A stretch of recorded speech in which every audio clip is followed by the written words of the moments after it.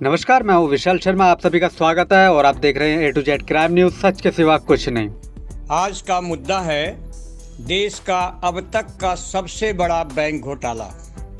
वर्तमान समय में हमारे देश में 5 राज्यों में विधानसभा का चुनाव संपन्न होने की प्रक्रिया चल रही है। इस बीच में देश में अब तक का सबसे बड़ा बैंक फ्रॉड या घोटाला सामने आ गया। एबीजी शिपयार्ड, जो कि गुजरात की कंपनी है और इसके मालिक हैं ऋषि अग्रवाल, जो हमारे देश के 28 बैंकों को तकरीबन 22,482 हजार करोड़ रुपया यानी लगभग 23,000 करोड़ रुपयों का चूना लगा चुके हैं। अभी तक तो हमारे प्रधानमंत्री नरेंद्र मोदी जी दिन रात 24 घंटे में करीब 18 घंटे काम करके इसके पहले हुए कांग्रेस के समय के घोटालों और बीजेपी के शासन में देश छोड़कर भागने वाले बैंक घोटालेबाजों को देश में वापस लाने तथा काला धन वापस लाने के लिए संघर्ष कर रहे हैं। 2014 में भारत की जनता ने परिवर्तन के तौर पर बीजेपी तथा मोदी जी को देश की बागडोर सौंपी थी।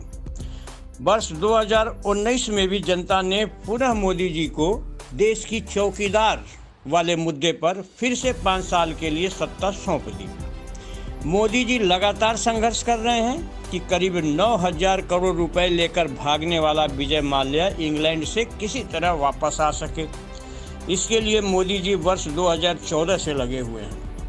इसके बाद एक और घोटाला 1.5 गुना के रिकॉर्ड बनाते हुए सामने आया, जिसमें नीरव मोदी तथा उसके भांजे मेहुल चौकसी के साथ करीबन 13,000 करोड़ रुपए का बैंक घोटाला करके देश से ये दोनों ही भाग गए। मोदी जी इस पर भी संघर्ष कर रहे हैं। ये अलग बात है कि इसका मन की बात में भी कभी जिक्र नहीं करते हैं, लेकिन पूरी रकम सहित इन सभी भगौड़े कारोबारियों को वापस लाने के लिए संघर्ष उनका जारी है। इसके साथ साथ देश में भी किसानों की आय उन्होंने कहा था कि 2022 तक दुगना करने का संकल्प है हमारा। बीजेपी और मोदी जी निश्चित रूप से इसमें लगे हुए हैं।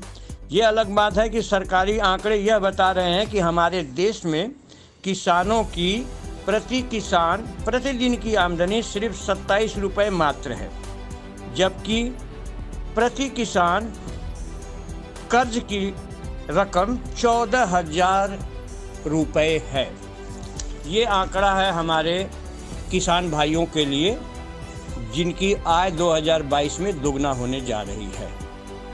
अब हम बात करते हैं 28 बैंकों को 23,000 करोड़ रुपए का चूना लगाने वाली कहानी का।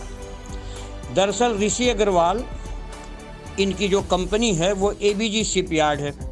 2012 तक ये मुनाफे में चल रही थी। काफ़ी ज़्यादा इनको ऑर्डर मिल रहे थे और काफ़ी ज़्यादा इनका नाम भी हो गया था। यहाँ तक कि सरकार ने भी पनडुब्बी वगैरह बनाने का भी ठेका इनको देना शुरू कर दिया था। कुल मिलाकर स्थिति बहुत ही अच्छी थी। घाटा शुरू हुआ है 2014 में। विपक्षी कहते हैं कि उसी समय मोदी जी का भी आगमन हुआ था प्रधानमंत्री के रूप में, लेकिन इसका इस घाटे से कोई कनेक्शन है नहीं। बैंकों से लोन लेना तभी शुरू हुआ था जब सन 2014 था। वापस नहीं करना भी सन 2014 से ही शुरू हुआ है, लेकिन सरकार में पकड़ इतनी अच्छी थी कि बैंकों से लोन लेने में कभी कोई परेशानी नहीं हुई। ऋषि अग्रवाल की सत्ता में भी पकड़ थी। विदेशों में मोदी जी के कारोबारी लोगों के डेलीगेशन में भी ऋषि अग्रवाल शामिल थे। कई ऐसे फोटोग्राफ हैं जिसमें नीरव मोदी के साथ ऋषि अग्रवाल भी देखे गए हैं। विडंबना यह है कि जितने भी कारोबारी बैंकों को लूट कर भागे हैं सभी गुजरात से ही हैं, और विपक्ष का कहना है कि गुजरात में 15 साल मुख्यमंत्री भी हमारे चौकीदार ही रहे हैं। तो संबंध तो होंगे ही। इसमें विपक्ष से प्रमाण पत्र की ज़रूरत नहीं है, क्योंकि मुख्यमंत्री रहते हुए मोदी जी ने 1 लाख वर्ग मीटर ज़मीन भी ऋषि अग्रवाल को कौड़ियों के दाम दिया था एक बेहतर यूनिवर्सिटी बनाने के लिए। लेकिन आज 18 साल हो गए यूनिवर्सिटी की नींव नहीं पड़ी। ऋषि अग्रवाल ने बैंकों को 2012 से लेकर 2017 तक लूटा। इसमें सबसे पहले बड़ी लूट थी सबसे बड़े bank state bank of India का 4000 करोड़ रुपए का।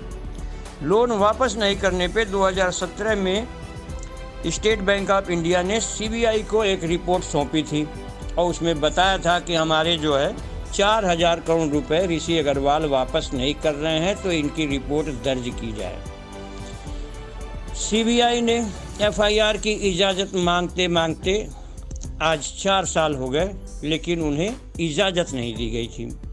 यही वजह है कि ऋषि अग्रवाल को पूरा समय दिया गया कि वह अपने पूरे खानदान के साथ 23,000 करोड़ रुपयों सहित सिंगापुर में एक बोनाफाइड जिम्मेदार नागरिक बन जाए, और वो बन भी गया।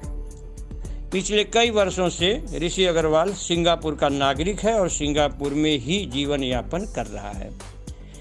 आज की तारीख में केंद्र सरकार को नहीं मालूम है कि ऋषि अग्रवाल कहाँ गायब हो गया या वो कहाँ है। सन 2019 से ही सीबीआई रूपी तोता जो है वो अपने मालिक से एफआईआर करने के लिए पिंजड़े के भीतर से गुहार लगाता रहा, लेकिन मालिक ने पिंजड़ा ही नहीं खोला। तो इसमें सीबीआई क्या कर सकती है?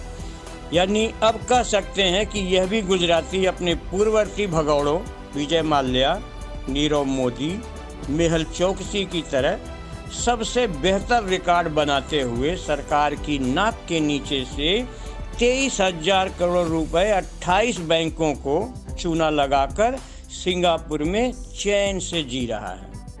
बुद्धिजीवियों का कहना है कि सरकार आती जाती रहती है और नए नए गुजराती कारोबारी नए नए रिकॉर्ड भी बनाते रहेंगे। हम जनता को कोई फर्क नहीं पड़ना चाहिए। हमें तो हिंदुत्व और राष्ट्रवाद के साथ रहना है। भारत में रहते हुए अपने प्रधानमंत्री जी के हाथों को मजबूत करते रहना है, जो कि हमारे लिए ही संघर्षरत हैं। धन्यवाद।